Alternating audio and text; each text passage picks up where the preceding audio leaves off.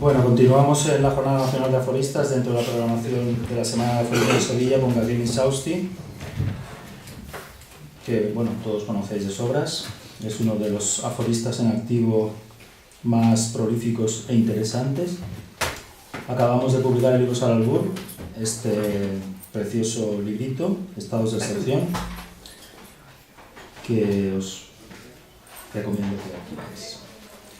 Gabriel nació en San Sebastián en 1969, ha publicado narrativa, entre ellos El oro del tiempo, La ciudad dormida, poesía, Vida y milagros, Línea de nieve, aforismos, preámbulos, El libro de la luz, Saque de lengua, poemas en prosa y ensayo. Ha traducido a un gran número de poetas ingleses y ha sido galardonado con numerosos premios, entre los cuales destaca el José Bergamín de aforismos. Fue finalista del Nacional de Literatura en 2002 y del Herald de Novela en 2013. Gabriel, muchísimas gracias por venir. Me siento muy honrado de que hayas aceptado la invitación. Además, como he comentado antes, estás aquí por tu propio esfuerzo, por tu propio pie, y eso lo valoro doblemente, cuando quieras. Pues gracias a ti, José Luis. Sigo dudando de si la acústica es la adecuada. ¿Se oye? ¿Sí? Bueno. Muchísimas gracias por haberme invitado a estar aquí. Y lo primero que quisiera hacer es adherirme a tu proclama, manifiesto, vindicación de unos minutos atrás, en muchos sentidos.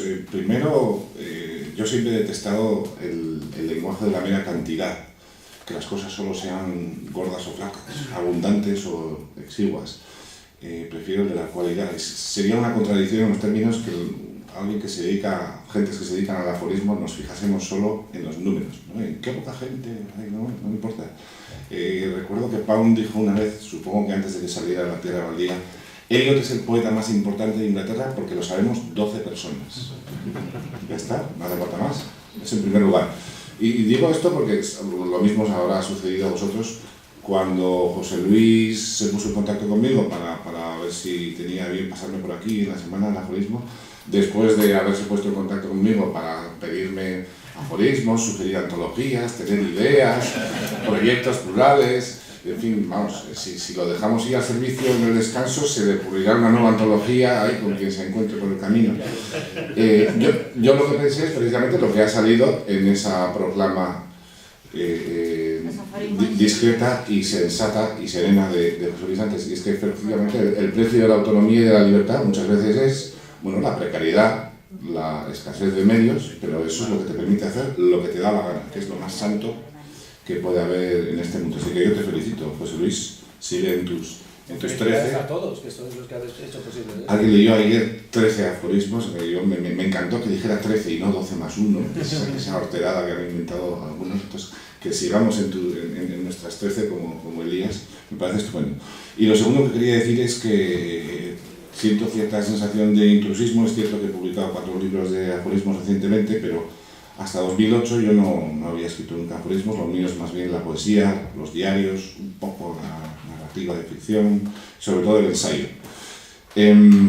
Y José Luis, con la perspicaz mala idea que lo caracteriza, me propuso: oye, ¿por qué no hablas de aforismo y ética? Todavía tengo la duda de si porque me ve como alguien muy ético o todo lo contrario, puesto que los que no son nada éticos son los que más hablan de ética.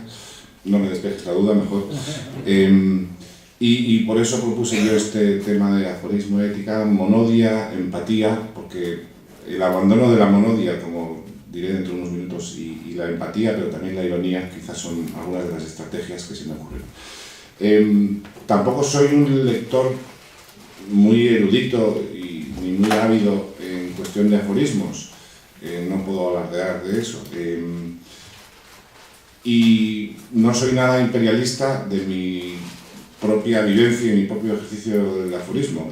Por ejemplo, me encantan aforismos mucho más lúdicos o mucho más líricos, por ejemplo los de Carmen Camacho y Elena Dukowski, que yo practico muy poco. Tengo algunos, por ejemplo, uno que dice Venecia es una elegía, otro que dice la lluvia es un país, cosas así de ese tipo, pero reconozco, me gustaría hacerlo más, pero hago muy pocos. Practico más esa reflexión sobre la historia, también sobre política, sobre ética, este tipo de cosas. Hay sí 3, por elegir algún autor que me puedan haber servido de referencia desde mucho antes de haberme puesto yo a escribir aforismos, que serían La Rochefoucauld, desde luego, Logan Pearson Smith. Aprovecho para hacer un minuto publicitario, del cual publico una traducción y edición en pretextos dentro de un mes, que es ese moralista benévolo, esa especie de flaneur que observa con cierta distancia pues los fenómenos de la sociedad de su tiempo, que es una sociedad muy interesante, que es la hipocresía victoriana, con cierto ensañamiento, pero también con pasión, sin ensañarse demasiado. Y por último, siempre ha sido muy importante para mí Cioran, y en las temporadas que he pasado en París, más vivía en el mismo barrio que él, en el Odeón Montparnasse, cerca de los países de los jardines de Luxemburgo, y me encantaba Cioran y me causaba mucha envidia. De hecho, en el primer libro de aforismos que publiqué, que no tengo aquí, sí hay algún ejemplar afuera, utilicé una cita de Cioran para resumir algunas de las vivencias que me suscitaba a mí la escritura y la lectura de aforismo. Decía: nada más irritante que esas obras en las que se coordinan las ideas frondosas de un espíritu que ha aspirado a todo, salvo al sistema. Yo siempre he sospechado que esta cita de Cioran tiene que ver con una anécdota. En una ocasión pues, pasó una tarde con un tipo con el que hizo muy buenas migas y tomaron unas copas juntos y estupendo, se entendieron muy bien. Resulta que el tipo era periodista y cuando volvió a su casa pues recapituló todo lo que había dicho Cioran durante la tarde, le puso orden, ideó unas preguntas para esas respuestas y lo publicó todo con el título de entrevista exclusiva. Es decir, reordenó y sistematizó un poco el pensamiento de Cioran. Entonces Cioran se enganchó en un cabreo de mil pares de narices, porque él precisamente lo que pretendía era diseminar, no ni siquiera en constelaciones, sino en series, en miguitas de pan, esos pensamientos muy lacónicos suyos, y el hombre lo que había hecho, reordenar esos fragmentos. Quiero decir que para mí es muy importante, y ahora voy a decir por qué, eso, la fragmentariedad, y quizá el silencio entre un aforismo y otro. Yo siempre pienso que lo más importante, lo decisivo en la literatura es lo que sucede entre el libro y el lector, no tanto entre el autor y el libro. Es a dónde va el libro, no tanto de dónde viene. Por eso cuando me preguntan, ¿pero esto tiene fundamento autobiográfico? ¿A usted qué le importa? El texto está ahí, haga usted lo que le parezca, ¿no? Como Perec, ¿no? Perec, la vida, instrucciones de uso, pues use usted ese instrumento. Y entonces la lectura, ese es el momento decisivo. Y esos silencios, esa elipsis sistemática que hay en una colección de aforismos, me parece que a veces puede ser lo más elocuente de todo. Eso era lo que se había intentado cargar el periodista con Cioran. Entonces, me parece que en ese sentido el género es muy típico de una posmodernidad, de un mundo líquido, donde no hay identidades fijas, todo es reversible,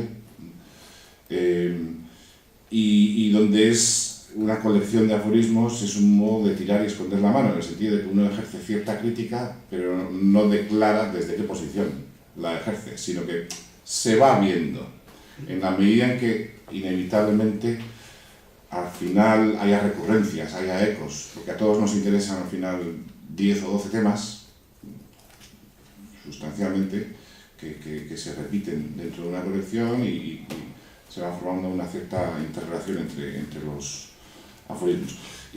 Pero al mismo tiempo, junto con esa cierta recurrencia y ese significado que se va quedando esbozado, me interesa lo otro que tiene obviamente el aforismo, es la autonomía. ¿Por qué?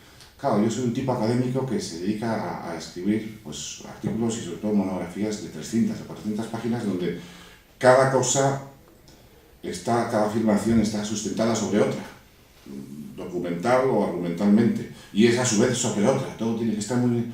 Entonces es una liberación, claro, y soy muy discursivo, son libros de 300, 400 páginas, es una liberación escribir algo que es válido por sí mismo, una frase, al mismo tiempo una disciplina, un desafío, una exigencia, y si encima te liberas incluso del metro, de la tiranía del metro que tiene la poesía, pues es algo muy oxigenante. Entonces yo, por eso esa cita de Cioran me la tomaba en este sentido.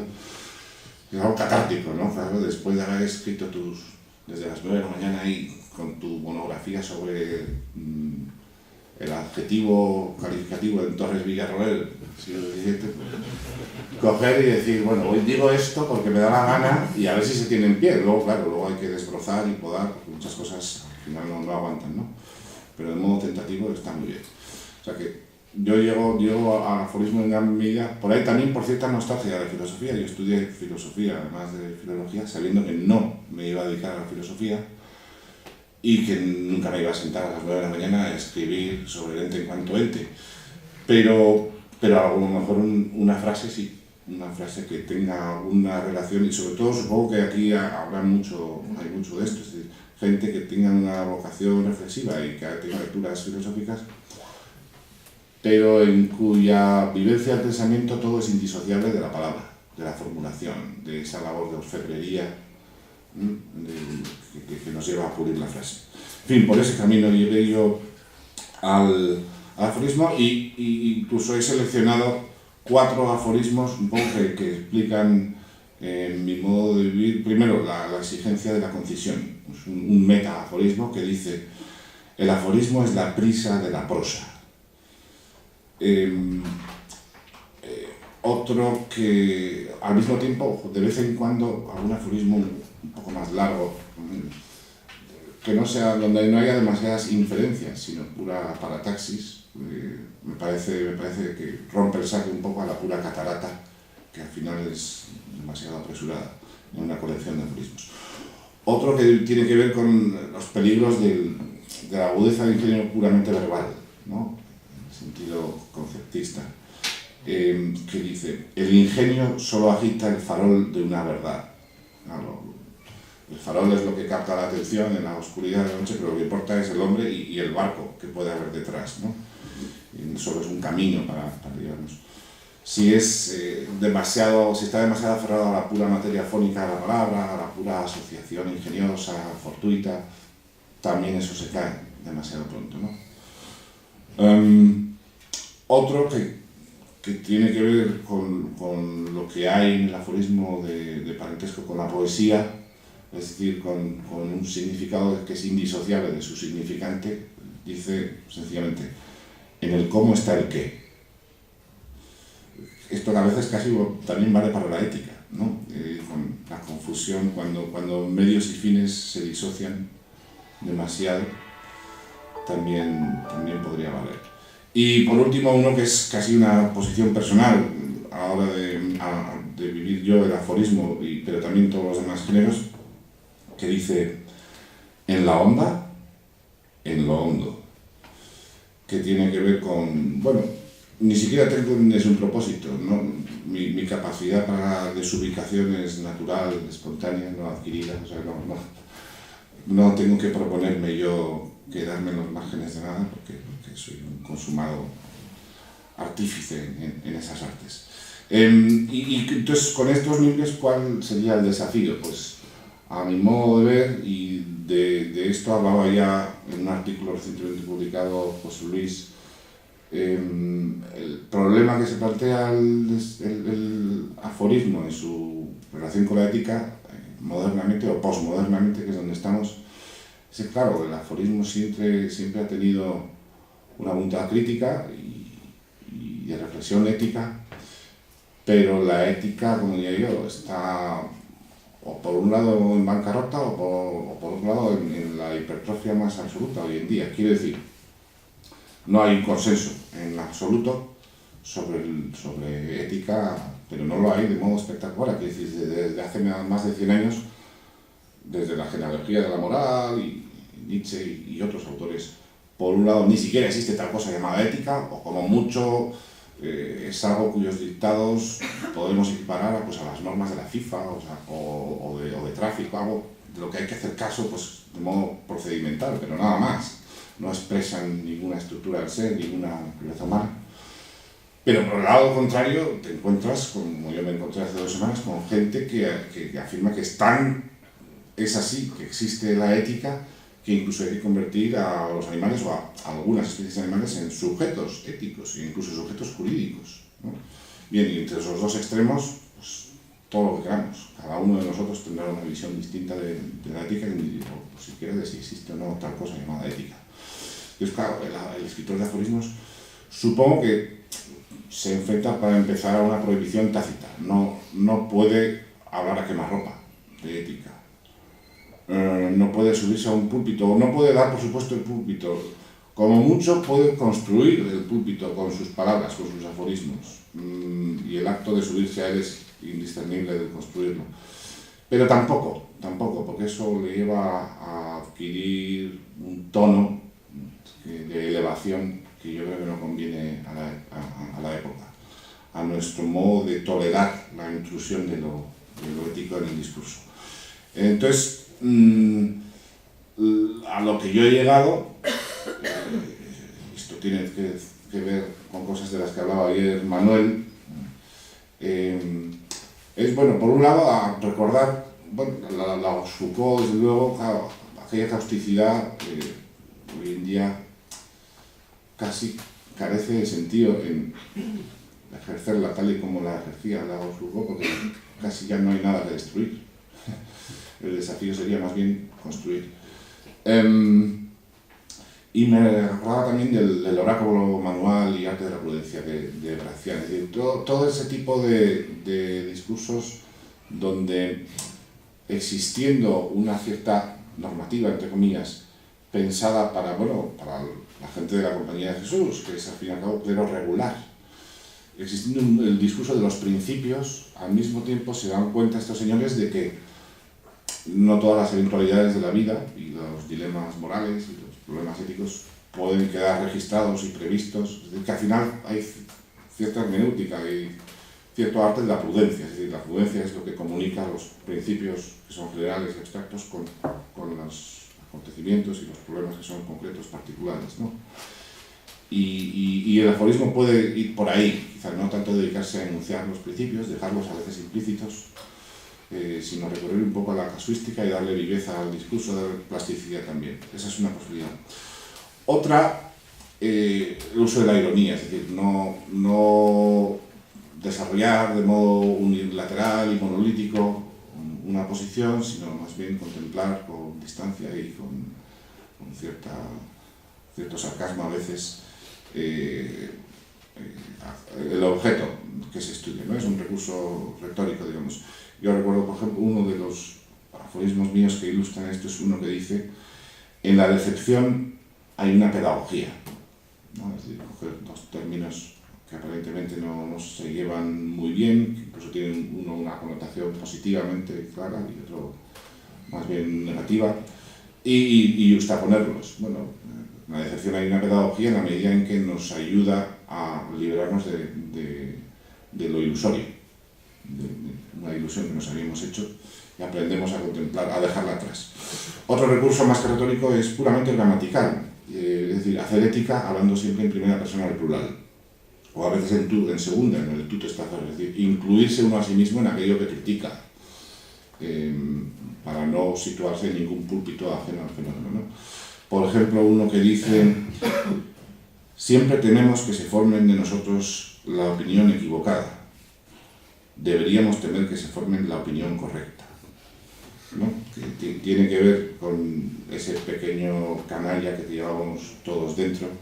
Es decir, un poco a apelar al entendimiento con el lector, a decir aquello que casi nunca enunciamos, pero que los dos sabemos que es cierto, ¿no? Tú eres un canalla como yo, más o menos. Vamos a moderarnos, no nos hagamos daño, pero...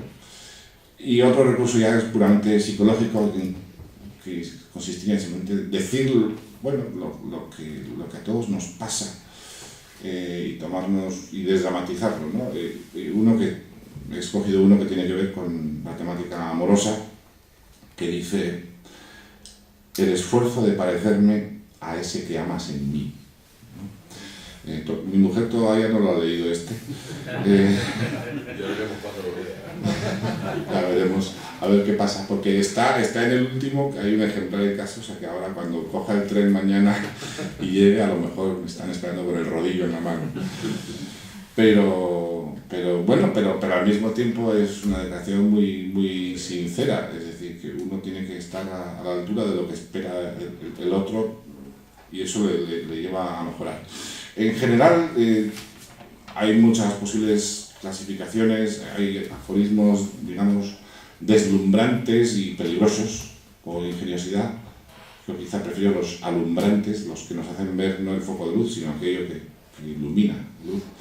Hay otra clasificación que me interesa a mí, que a mí me ha sucedido, vosotros me diréis si os ha sucedido también, el aforismo relámpago. El aforismo relámpago, yo me acuerdo de Berdyaev, en el último libro que escribió, que es Reino de César y Reino del Espíritu, tiene una frase que dice: los pensamientos más decisivos me vienen en forma de relámpago. Cuando ya era muy viejo, le venían las ideas, claro, para llegar a él supongo que hace falta haber leído y pensado y escrito mucho, ¿no? Pero le venían las ideas más importantes sorpresivamente, ¿no? De repente, pues, haciendo la compra o yendo a coger el metro, ¡pum! Y hay aforismos así, aforismos a los que uno nunca habría llegado si no se hubiese puesto a este ejercicio de combinatorio, ¿no? Por ejemplo, a mí se me ha ocurrido uno que dice: todo acto es un proyecto de arrepentimiento. Bien, pues puede estar muy bien, pero yo tampoco tengo una relación personal especialmente importante con ese aforismo, un pequeño hallazgo. En cambio hay otros que en vez de ser un relámpago, a mí me sugieren la idea de un rescoldo. Es decir, de repente se te ocurre una frase y te das cuenta de que llevas toda tu vida, desde que tienes este dudoso estado de conciencia, pensando eso, pero nunca lo habías sabido formular. Y de repente aparece casi que podrías oír esa frase en una conversación o en un telediario, en un periódico.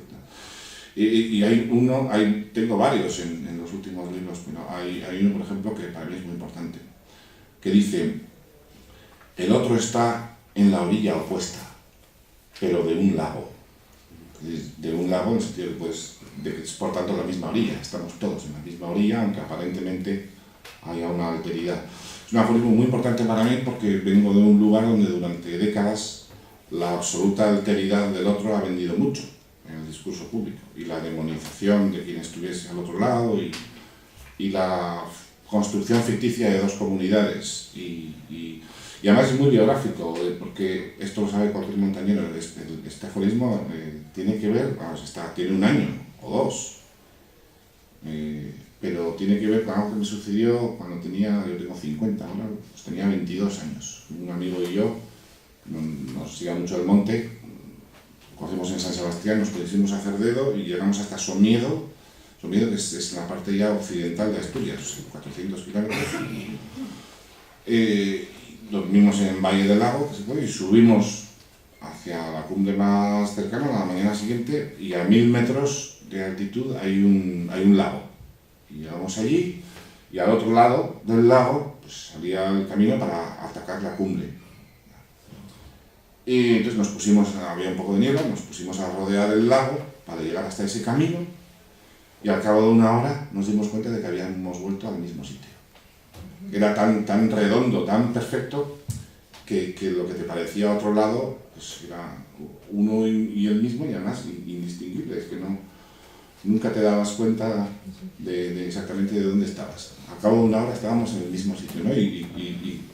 Bueno, pues 20 y tantos años después de esa vivencia surge esa frase, y para mí es muy reconfortante, ¿no? De darte cuenta de que eso ha estado de algún modo ahí como un rescoldo, solo ha hecho falta avivarlo un poco y enuncia una verdad que es muy tuya, muy satisfactorio.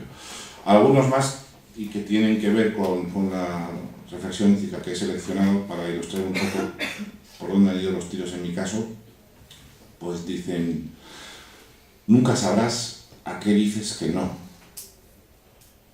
Yo soy bastante empirista en muchos sentidos, la experiencia es importante para mí, eso es, supongo que es lo que hay debajo de este aforismo. O otro que también es, para mí personalmente, casi todo es don, inclusive el caer en la cuenta de que casi todo es don. Nos gusta mucho el homo faber, el self-made man, el hombre hecho a sí mismo. Hoy en día es ese ser casi demiúrgico, que es el protagonista de la modernidad. Yo empiezo a pensar, digo, pero bueno, ¿yo qué he aportado? y casi todo me ha sido dado, o sea, hay muy poco mérito. Otro por el que tal vez me esperen con un rodillo al volver a casa mañana, dice: la soledad consiste en no tener quien te susurre tus defectos bajo las sábanas. Que es, digamos, el precio de la compañía, obviamente. Si esto va en serio, si me aceptas en mi otra edad, pues te vas a enterar. De vez en cuando te voy a decir lo que no quieres oír, ¿no? Pero es esa mezcla también de dulzura y te susurran tus defectos, pero bajo las sábanas. Otro dice sencillamente: el trabajo os hará liebres. Que se acuerda obviamente de Arbeit macht frei, que no sé por qué en español siempre se ha traducido en futuro, en vez de presente. Os hará libres.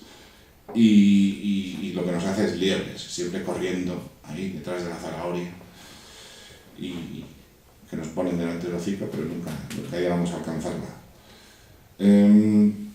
Otro que tiene que ver con cosas que salieron ayer, me parece, dice: pensamiento dominante es un oxímoron.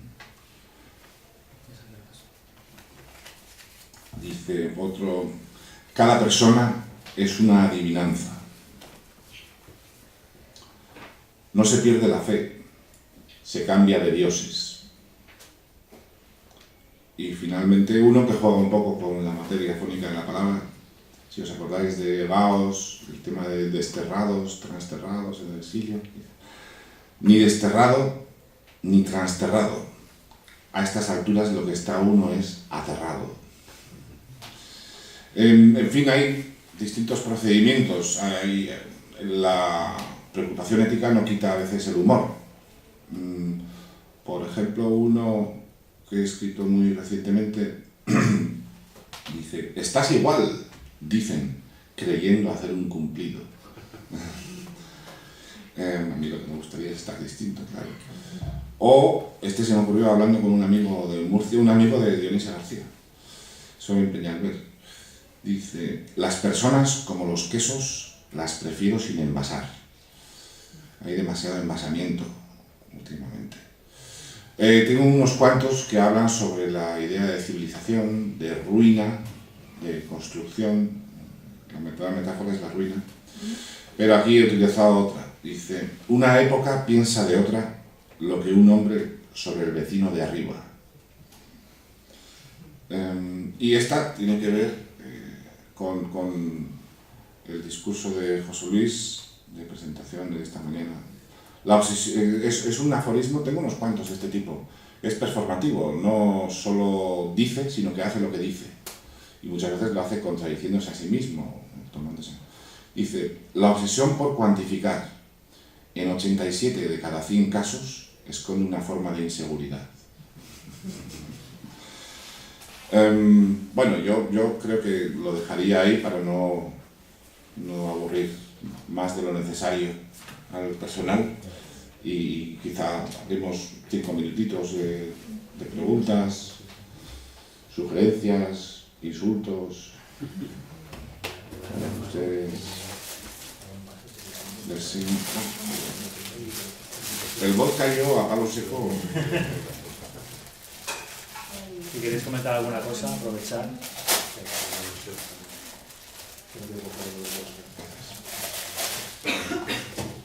Sí.